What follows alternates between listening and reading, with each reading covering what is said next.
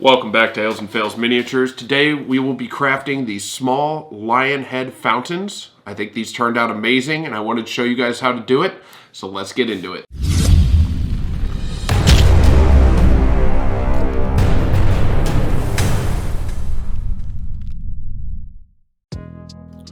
First thing to do here was to cut a piece of cardboard to the desired size. I based that size directly off of the Dwarven Forge tiles since I wanted it to match that. And then I just used this cardboard cutter to make sure that my lines were as straight as possible and made sure to cut two of them as well since I wanted to make two fountains. Once both of those were cut, I stacked them up next to each other to make sure that they were the same size since I did want my fountains to match.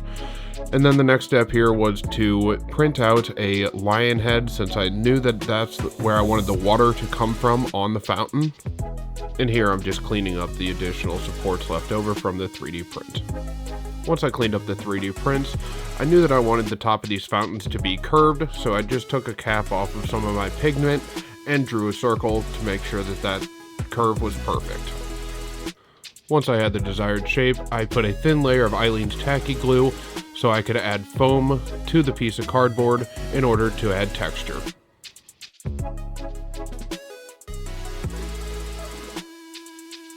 I found it much easier to glue the piece of cardboard on prior to cutting the foam, just because then I could use the cardboard as a stencil. Once both pieces were on the foam, I cleaned up any additional glue and pressed firmly in order to make sure they were stuck before taking a piece of tinfoil to add the stone texture. After setting this aside to dry for a while, I took my scalpel and just cut out around the cardboard.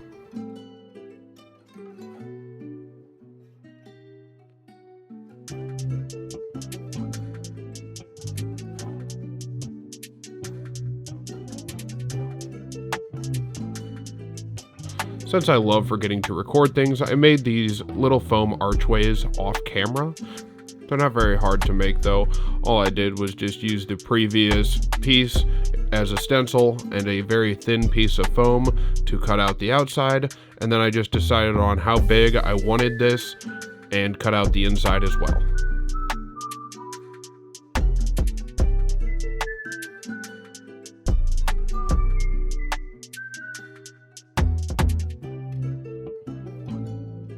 Once those were glued on, I realized it seemed a bit plain, so I cut a slightly thicker piece for the top stone to add additional depth.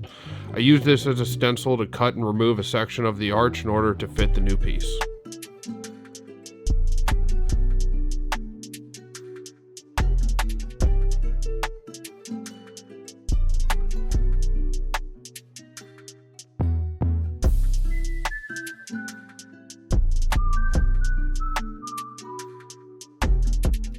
For the water basin on this, I looked up a few reference photos to figure out exactly what I wanted, but then I found that I really wanted something with a nice curved front, but then straight down the sides. So I used my Proxxon wire cutter here to cut out a perfect circle and then cut it down into smaller strips in order to make the right size.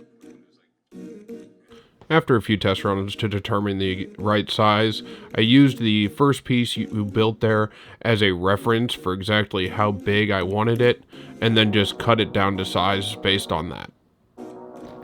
After attempting to block the camera with my head multiple times here, all I did was just use the previous piece and held the new one up against it to try to figure out exactly how big I wanted it. And then the same thing kind of happened here where I wasn't quite happy with how plain it looked.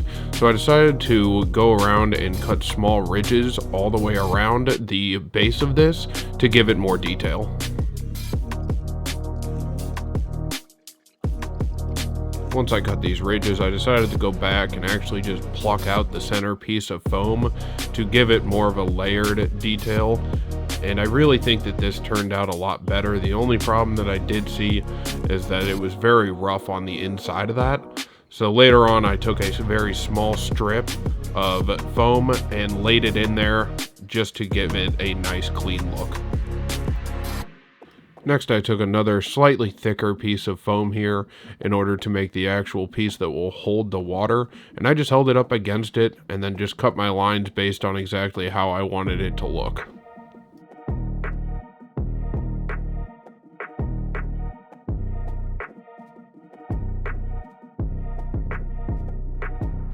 Once I liked the way it looked, I just grabbed it and cut out the inside of it to make it into an actual basin. Then I realized that it would be a lot easier to add the stone texture now before cutting it, because doing that to a very thin piece of foam, usually I'll end up breaking it.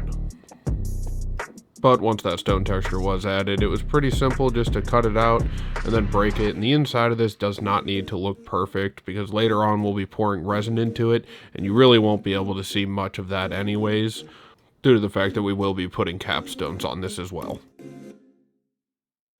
Once I decided I liked the way the capstones fit, I used my Proxon to cut them down to size and add stone texture. Just like in the previous steps, I used the other pieces of foam as my stencil. They don't always need to be perfect. It's just going to be based off of how you like things to look. And so that's all I did there, is just cut out that top stone to be slightly larger than the basin itself. Once all of these different pieces were cut out, I just went back and glued them. And here I used a box to make sure that it was straight, and just continuously glued on each piece individually.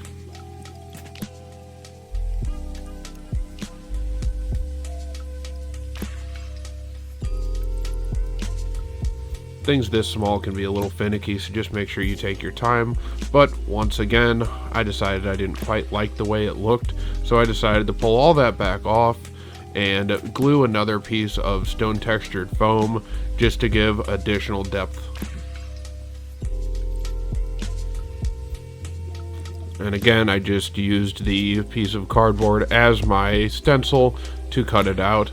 And I decided to bevel the edges here between the different pieces of stone to again give more detail, before gluing the rest of it back together.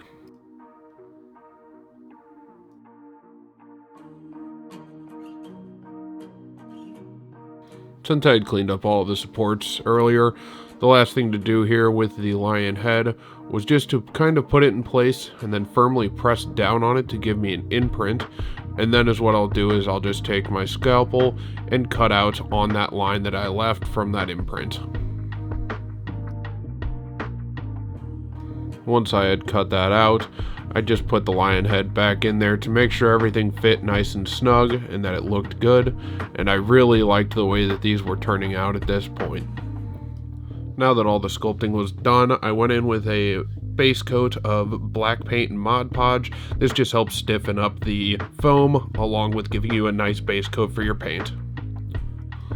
Once that had dried, the first base coat here is a custom paint mix, which is just this graphite gray, along with some tan. Just helps give it a nice natural stone look. After giving it a nice heavy base coat here of that stone base color, I went back with some vanilla colored craft paint and did just a nice heavy dry brush across the whole piece. Which here you just want to make sure that you take off most of the paint and just hit those high spots to help bring back all of that nice stone detail that you put in the previous steps. Then off camera, I did go back and add just a nice pure white to just the edges before going in with a gnome oil, which you can use almost any black wash for this. I just happen to have some extra gnome oil laying around, and this isn't too big of a piece, so I decided to use it since I really do like that shade, and I just put it on both. After that had dried, I went in with a Citadel camo shade to add little patches of moss in a sense, or built up grime across the flat areas, just trying to hit in all the cracks, the bottom of the basin itself, along with any flat top pieces where this type of moss would grow based on the fact that there is always water running through it. And just depending on how you want these fountains to look, you can either add more or less. I tend to add a little bit more because I do want these to look much more dilapidated. The final step here was to go in and add gold, silver, and copper into the bottom of it in small dots to make it look like coins the travelers would have thrown in here. I think it just adds just a little bit extra story to it. And then I gave it a flat Krylon clear coat. After letting that dry for a couple hours, the next step here was to use some 5-minute epoxy. I really do like this stuff. You just have to make sure to mix it extremely gently to where you don't agitate it too much, or else it will not be transparent. And I like the fact that it just gives some extra bubbles on top of it, and then just cleaned up any spills with a paper towel. Then I set those off to the side in a nice ventilated area and took a bronze to start painting the 3D printed lion heads. Once the base coat had dried, I took a nice lighter bronze and just did a heavy dry brush on this to bring out all the detail.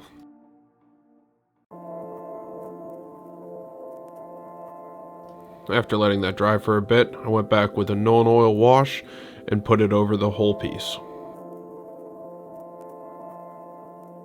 I liked the way this looked, but I wanted it to look a little bit older, so I took one of Citadel's technical oxide paints and just kind of painted it over the whole thing before taking a Q-tip and wiping off any extra so that everything just sat down in the areas where water would pool to help give it a little bit more patina. And once that had dried, I just glued them onto the fountains.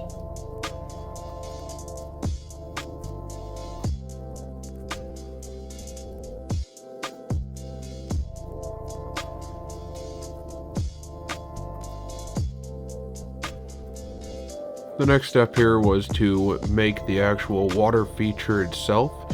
So I just used some leftover plastic from miniature boxes and cut out very thin strips before cutting those down into smaller strips that I could bend and use as the water stream itself. These were an absolute pain to get into place. I just used a little bit of super glue on either end and tried to hold them for as long as I could in the position that I wanted.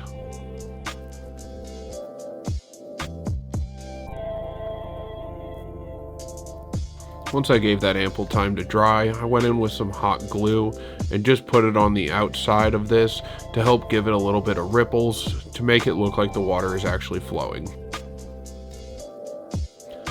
And to help to be a little bit more precise here, I used a clay sculpting tool and just heated it up with a lighter and then used it as a tool to kind of just push the hot glue around. Again, this adds nice ripples and a nice effect to it. I also used this tool to add small splashes directly around where the water is hitting into the basin. It just adds more realism to this. The last step here was to go in with a little bit of flocking on one of these fountains and just add a little bit of moss to the top of the water to give additional detail. I really liked the way the moss looked, so I decided to go in here with some small leaves and add those as well, just to give it the feel that it really is not being taken care of, and helps just add more small details that really bring it to life. And with that, these fountains are finished, and we move on to the final shots.